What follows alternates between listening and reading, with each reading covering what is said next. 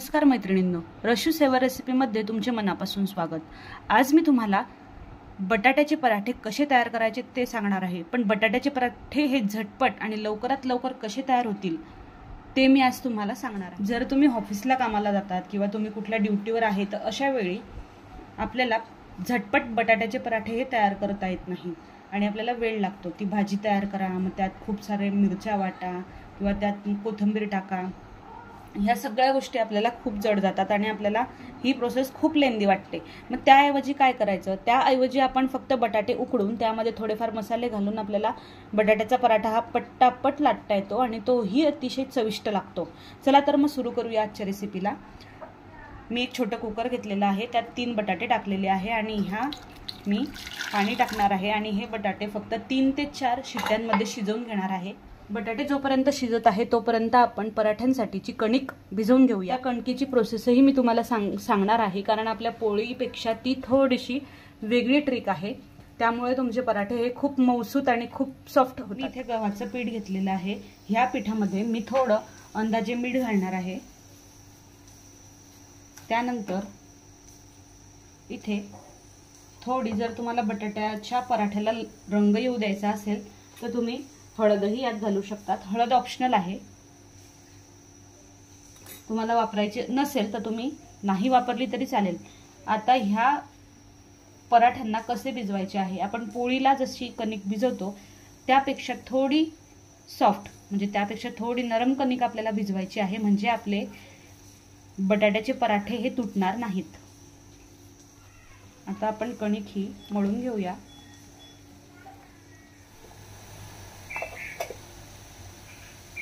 कणिक आता इथे भिजवून रेडी आहे, तुम्ही बघू शकता मी किती सॉफ्ट अशी कणिक भिजवलेली आहे। ह्या कणकेला सेट वगैरे होऊ देण्याची गरज नाही, नाहीतर बऱ्याच वेळा कणिक भिजवून आपल्याला अर्धा तास ठेवावी लागते। आता कणिक इथे मळून रेडी आहे। आता बटाटेही आपले शिजलेले आहेत, आपण ते चेक करूया आणि त्यातलं जे स्टफिंग आहे ते तयार करूया। बटाटे हे शिजलेले आहेत, आता आपण ह्या बटाट्यांची साल काढूया। आता आपण पराठ्यांसाठी बटाट्यांमध्ये 1 तुकडा आलं आणि 6 ते 7 पाकळ्या लसूण, आल्याचे प्रमाण वाढवायचे नाहीये कारण आपण इथे 3च बटाट्यांचा यूज केलेला आहे। आता आपण हे लसूण आणि आलं बारीक करून घेऊया। आले आणि लसणाची पेस्ट इथे मी तयार केलेली आहे, तुमच्याकडे जर जिंजर गार्लिक पेस्ट ही रेडी असेल तर तीही तुम्ही वापरू शकतात। आता आपल्याला इथे बटाटे स्मॅश करून घ्यायचे आहे, मी इथे हे स्मॅशर यूज करत आहे। तुमच्याकडे जर हे नसेल तर तुम्ही ह्या बटाट्यांना खिसूनही घेऊ शकतात। बटाटा स्मॅश करून रेडी आहे। थोडंसं तिखट टाकूया, त्यानंतर किंचित हळद, त्यानंतर धणा पावडर, नंतर जिरे पावडर आणि मी यात थोडं केप्रचा लोणच्याचा मसाला घालत आहे, तुमच्याकडे जर तो असेल तर तुम्ही वापरू शकता। आता यात शेवटी चवीनुसार थोडं मीठ घालूया आणि याला व्यवस्थितरित्या मिक्स करायचं आहे। आता यात अद्रक आणि लसणाची पेस्ट आणि लास्टला त्यामध्ये कोथिंबीर आपण मिक्स करूया। आता स्टफिंग रेडी आहे, आता आपण पराठे लाटूया। आता आपल्याला एक कणकेपासून एक असा बॉल तयार करायचा आहे आणि त्यानंतर त्याला पीठ लावायचं आहे आणि एक प्रकारे अशी वाटी तयार करायची आहे।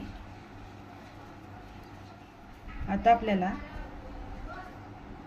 स्टफिंगचाही एक गोळा तयार करून यात टाकायचा आहे, त्याला व्यवस्थितरित्या पॅक करायचे आहे। या प्रकारे आपण जसं मोदक करतो त्याचप्रमाणे, आणि जर तुम्हाला वरती एक्स्ट्रा कणिक वाटत असेल तर ती काढून घ्यायची आहे आणि याला असं दुमडायचं आहे। या स्टफिंगला व्यवस्थित असं हातावरच थोडं थापून घ्यायचं आहे आणि त्यानंतर त्याला लाटायला सुरुवात करायची आहे। त्याला व्यवस्थितरित्या हळूवारपणे लाटायचे आहे। तुम्ही बघू शकता थोडंही स्टफिंग पराठ्यातून बाहेर येत नाही आहे। इथे पराठा हा लाटून तयार झालेला आहे। मी इथे गॅसवर तवा गरम करण्यासाठी ठेवलेला आहे। मी इथे लोखंडी तव्याचा वापर करणार आहे। किंचित यावर थोडंसं 1 ते 2च थेंब तेल टाकायचं आहे। आता आपण पराठा यावर टाकणार आहोत। आता आपण इथे पराठा उलटवून बघूया।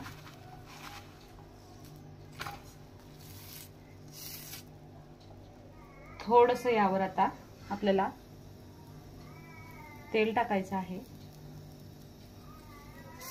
तेलाचं प्रमाण तुम्ही तुमच्या मनाप्रमाणे वापरू शकता। तुम्हाला कमी तेल टाकायचं असेल तर तुम्ही कमी टाका,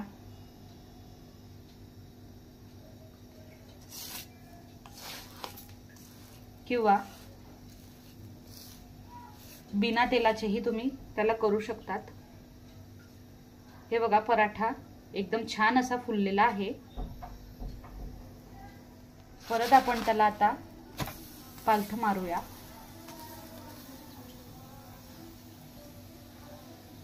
इथे पराठा आता रेडी झालेला आहे।